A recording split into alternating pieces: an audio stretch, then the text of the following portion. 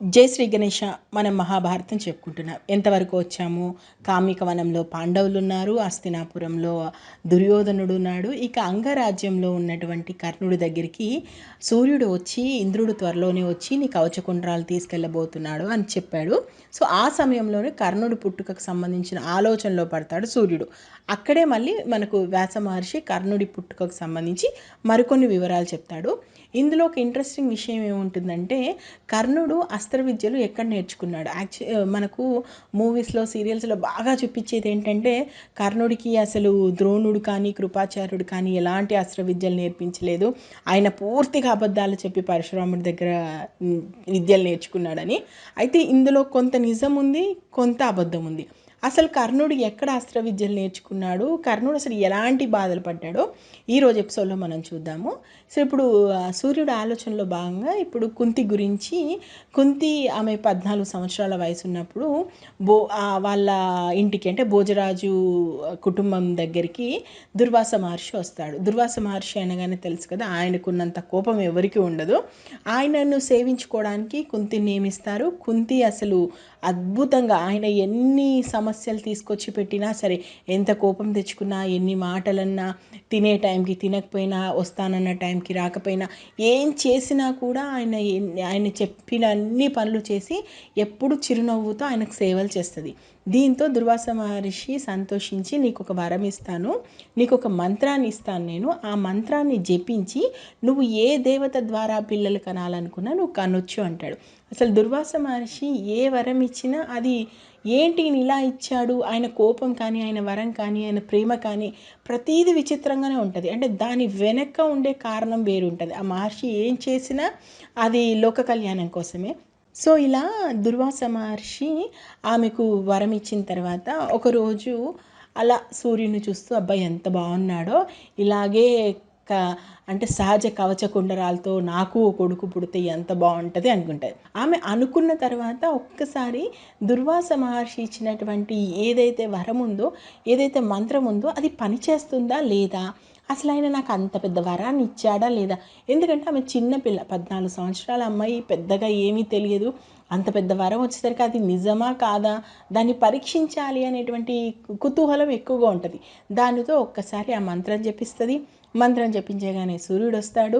నేను కన్యపిల్లని ఏ విధంగా ఈ ఇలా నేను కొడుకును కంటాను మీ ద్వారా, ఇది తప్పు, దయచేసి మీరు వెళ్ళిపోండి అంటది.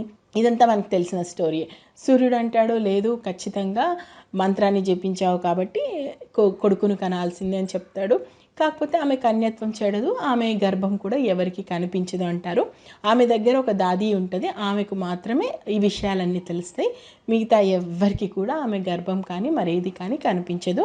అలా 9 నెలలు నిండుతాయి. కరెక్ట్గా 10వ నెల పడగానే ఆమెకు రాత్రి పూట ప్రసవం అవుతుంది. ప్రసవం అయిన తర్వాత ఆ బిడ్డను ఇంకా అక్కడ ఉంచుకోలేదు కాబట్టి ఆ బిడ్డను తీసుకెళ్ళి, ఆ బిడ్డను ఒక వజ్రాల పెట్టెలో పెట్టి సూర్యుడికి, ఇంకా నీ కొడుకుని చూసుకోవాల్సిన బాధ్యత నీదే అని చెప్పేసి అశ్వనదిలో ఆ పెట్టెను వదిలేస్తుంది.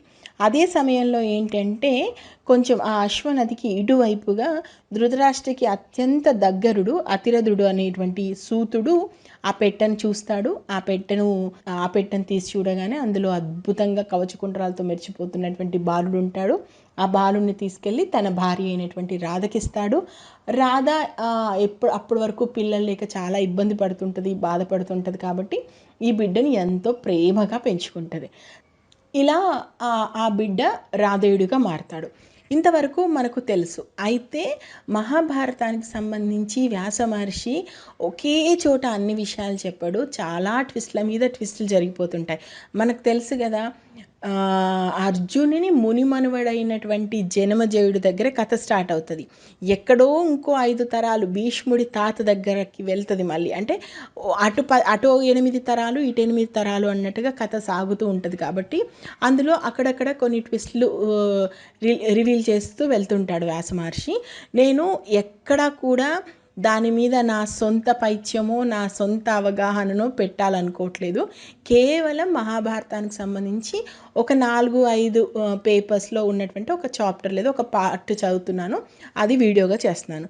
సో ఈరోజు మనకు సూర్యుడి ఆలోచనలో భాగంగా ఒక్కసారి కర్ణుడి విద్యాభ్యాసం వరకు వెళ్తుంది.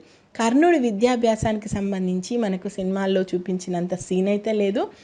నేను మహాభారతం చదివిన ప్రకారం 2 క్యారెక్టర్స్ని మాత్రం దాదాపుగా మార్చేశారు. అవి ఏంటంటే కర్ణుడు ఒకటి, శకుని ఒకటి. కర్ణుడు చేసిన తప్పులన్నింటినీ కూడా శకుని మీదకి రుద్దేసి శకుని పెద్ద విలన్ చేసేసారు.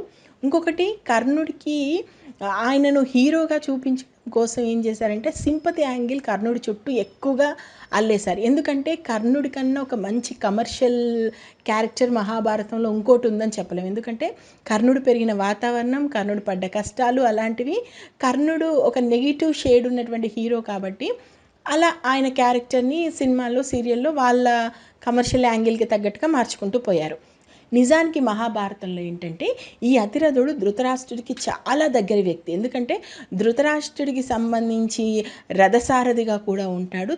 మహాభారతం సమయంలో ఈ బ్రాహ్మణ, క్షత్రియ, వైశ్య, శూద్ర ఇవేవైతే వర్గాలు ఉన్నాయో ఇవి ఆ వర్గాల వాళ్ళు ఆ వర్గాలకు తగ్గట్టుగా ఉన్నారు.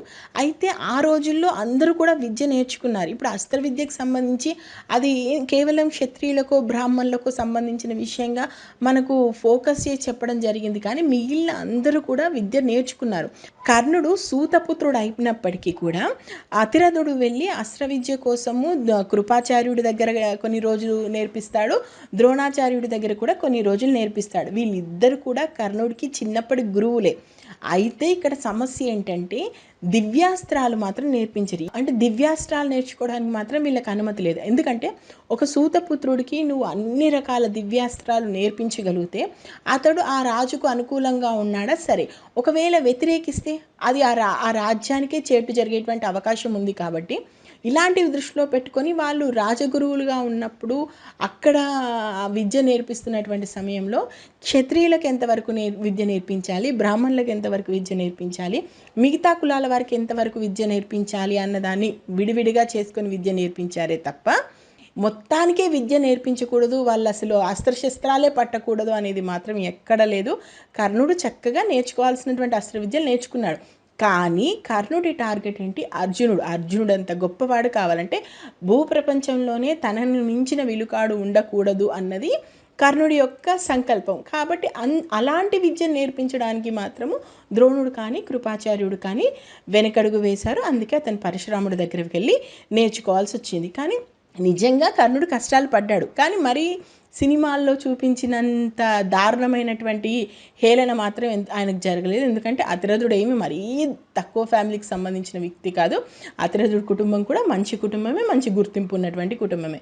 సో ఏంటంటే ఇక్కడ నేను మహాభారతంలో ఇప్పుడు ఎంతవరకు ఉందో అంతవరకే చెప్తాను. ఈవెన్ కర్ణుడికి సంబంధించి మనం ముందు చెప్పుకుంటుంటే ఇంకేమైనా విషయాలు వస్తే అది కూడా అక్కడే చెప్పుకుందాము. మహాభారతం నేను ఉన్నది ఉన్నట్టు చెప్పాలనుకుంటున్నాను. నేను సొంతగా ఏమీ యాడ్ చేయదలుచుకోలేదు. కాబట్టి ఇక్కడ ఉన్నది ఏంటంటే కృపాచార్యుడు, ద్రోణుడు ఎంతవరకు ఒక సూతుడికి విద్య నేర్పించగలుగుతారో అంతవరకు విద్య నేర్పించారు. ఆ తర్వాత ఆయనే పరశురాముడి దగ్గర నేర్చుకోవడం జరిగింది. ఇది ఈరోజు ఎపిసోడు.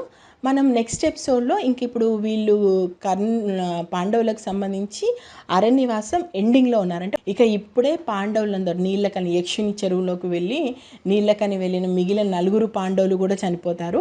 యక్ష ప్రశ్నలకు సమాధానాలు చెప్పి ధర్మరాజు మిగిలిన పాండవుల్ని ఏ విధంగా రక్షించుకున్నాడో ఇంకొక ఎపిసోడ్ చెప్తాము. అది అయిపోయిన తర్వాత మనకి అరణ్యవాసం పూర్తయిపోయి అజ్ఞాతవాసం మొదలవుతుంది. సో నేను మహాభారతం ఉన్నది ఉన్నట్టు చెప్తున్నాను. మీకు నచ్చితే ఆశీర్వదించండి.